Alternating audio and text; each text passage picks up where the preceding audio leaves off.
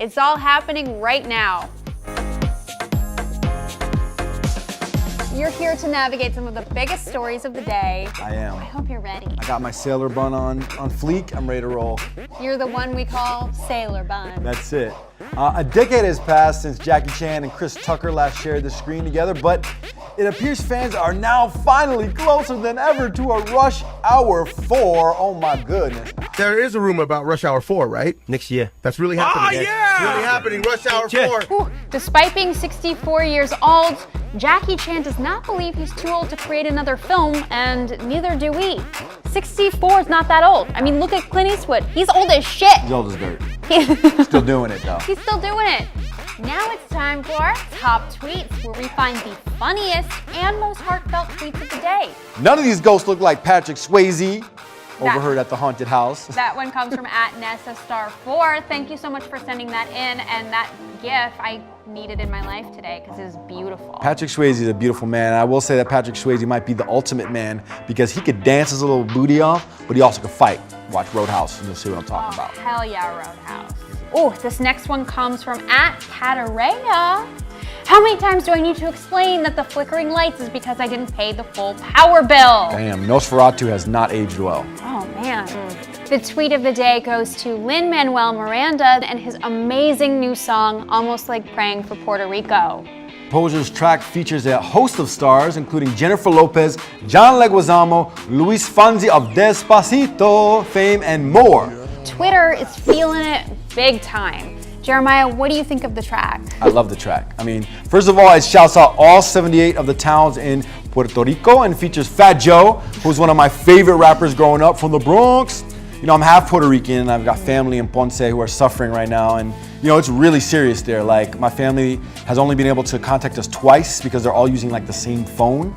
No one has cell phone service, no one has power, no one has, they're running out of water, diapers, everything. It's really desperate there, and you know, they need all the help they can get. Twice a week, I submarine through the briny depths of Twitter in a segment we all know as the Toyota Camry Feel of the Day. Luckily today we didn't have to look far, as What's Happening's own producer Jeremiah Alexis shared this amazing story on Twitter about an organization he co-founded, the Goodness Tour, and their recent trip to Puerto Rico.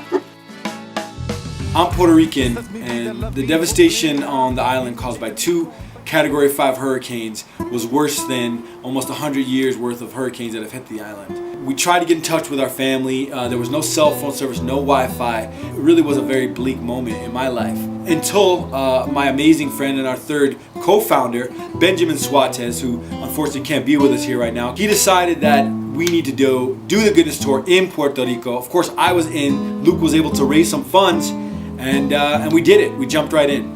We saw firsthand that even 2 months removed from Hurricane Irma and Maria, there were still massive problems. Yet despite that, the people were resilient and strong and ready to recover.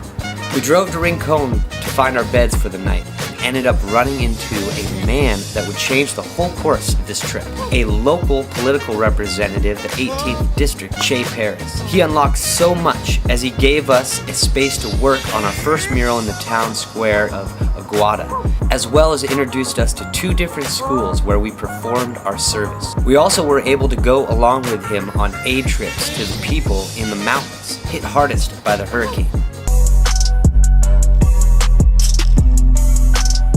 Smells like metal around here.